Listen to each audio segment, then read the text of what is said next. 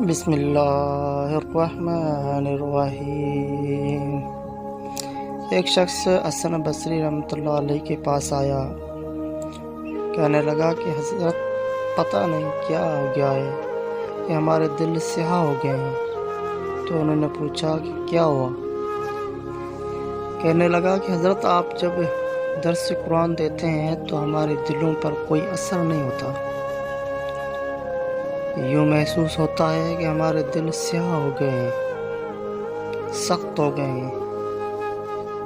حضرت بصری رحمۃ اللہ علیہ نے یہ سنا تو فرمایا کہ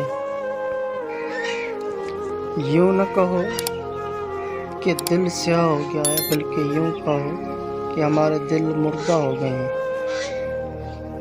یہ نہ کہو کہ ہمارے دل سو گئے ہیں، بلکہ یہ کہو کہ ہمارے دل مو گئے ہیں، مر گئے ہیں۔ وہ بڑا حیران ہوا کہ حضرت مر کیسے گئے؟ تو حضرت بصری رحمۃ اللہ علیہ نے آگے سے عجیب جواب دیا، فرمایا کہ دیکھو، جو سویا ہوتا ہے اسے جھنجھوڑا جائے تو وہ جاگ اٹھتا ہے، جو جھنجھوڑنے سے بھی نہیں جاگے وہ سویا نہیں ہو، وہ یعنی مرا ہوا ہے۔